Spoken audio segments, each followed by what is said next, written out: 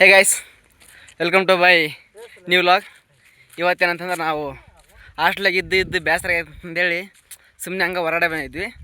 ಹೊರಗಡೆ ಬಂದು ಏನು ಮಾಡಮ್ಮ ಅಂತ ಹೇಳಿದ್ರೆ ಹಂಗೆ ಒಂದು ಬಗಲಲ್ಲಿ ಮಾವಿನಕಾಯಿ ತೋಟ ಸಿಕ್ತಿ. ಸೊ ಈಗ ತೋಟದಾಗ ಹೊಂಟಿದ್ವಿ ನಾವು. ಈಗ ಏನಂದ್ರೆ ಅಲ್ಲಿ ನಾವು ಮಾವಿನಕಾಯಿ ಕಳ್ತನ ಮಾಡಕ್ಕೆ ಹೊಂಟಿದ್ವಿ. ಈಗ ಮಕ್ಕಳಿಗೆ ಕ್ಯಾಕರ್ಸಿ ಹೊರಗಡೆ ಹೋದ್ರೆ ನಮಗೆ ಅವಮಾನ ತಡೆಯೋಕ್ಕಾಗ್ತಿಲ್ಲ. ನಮ್ಗೆ ಇತ್ತೀಚೆಗಂತೂ ನಮಗೆ ಆಗ್ತಾ ಇಲ್ಲ. ಸೊ ಗೈಸ್, ಇಲ್ಲಿ ನಾವು ಮತ್ತು ನಮ್ಮ ಅಣ್ಣರು ಎಲ್ಲರೂ ಸೇರಿ ಹೋಗ್ತಾ ಇದ್ದೀವಿ. ಈಗ ಅಣ್ಣ, ಯಾವತ್ತನ ನೀವು ಮಾವಿನಕಾಯಿ ಕಳ ಮಾಡಿ ಏನಾನು ಕಳ ಮಾಡಿ ಸಿಗ ಬಿದ್ದೀರಣ್ಣ? ಬಿದ್ದಿಲ್ಲ, ಈಗ ಸಿಗ ಬಿದ್ದಿಲ್ಲ. ಈಗ ಒಂಟಿವಿ.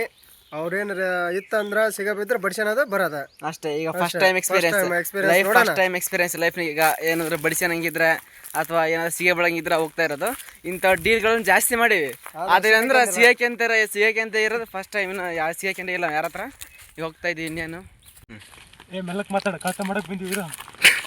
ಸೊ ಗೈಸ್, ಕಳ್ತನ ಮಾಡಕ್ಕೆ ಹೋಗ್ತಾ ಇದ್ವಿ. ಇಲ್ಲಿ ಇನ್ನೇನು ಎಲ್ಲೇ ಇದೆ ಮಾವಿನಕಾಯಿಗಳು. ಸೊ ಗೈಸ್, ನೋಡಿ ಇಲ್ಲೇ ಇದೆ ಮಾವಿನ ಹಣ್ಣು. ನಂದು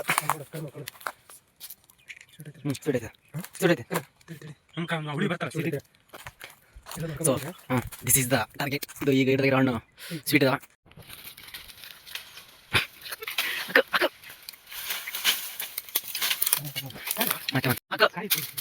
ಏ ಮಾವಿನಕಾಯಿ ತೋಟ ಸಾಕಾರ ನಾವ್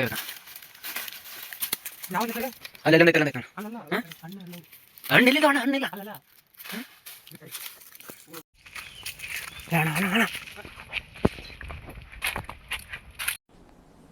डिप्रेशन में रहता हूँ हमेशा. अब भी मैं डिप्रेशन में हूँ, माँ कसम. मजाक कर रही हूँ मैं. ಸೊ ಗೈಸ್, ಅಂತೂ ಇಂತೂ ಮಾವಿನ ಹಣ್ಣು ಸಿಕ್ತೆ. ವಾವ್, ಶೆವಿ ಆಗಿರೋ ಹಣ್ಣು.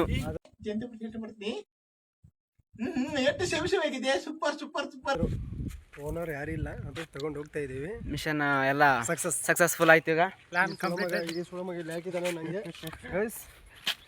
ಇಲ್ಲಿ ನೋಡಿ, ಹಾಕಿದಾನೆ ಶವಿ ತುಪ್ಪ. ಯಾಕೆ ಕಳಿಸ್ತೀರ ಈಗ? ಇನ್ನೇನು ಈಗ ಹಾಸ್ಟೆಲಿಗೆ ಶಿಫ್ಟ್ ಮಾಡೋದು ಅಷ್ಟೇ ತಗದ. ಇದೇನಂತ ಹೇಳಿದ್ರೆ ಯಾರಿಗೆ ಕೇರ್ ಇಳಕತ್ ಬಿಡೈತೆ ಅದು. ಆದರೂ ನಾವು ಈಗ ಊರು ದಾಟ್ಬೇಕೀಗ. ಅದು ಒಂದು ದೊಡ್ಡದು ನಮ್ಮದು. ಏನಂತ ಹೇಳಿದ್ರೆ ಈಗ ಒಂದು ಕಠಿಣವಾಗಿರ್ತಕ್ಕಂಥ ಇನ್ನೂ ಒಂದು ಸ್ಟೆಪ್ ಉಳಿದೈತಿ ಅಷ್ಟೇ. ಅದನ್ನ ದಾಟೈನಪ್ಪ ಅಂದ್ರೆ ಮುಗೀತು, ನಮ್ಮ ಹಿಡಿಯೋರು ಯಾರಿಲ್ಲ ಈಗ.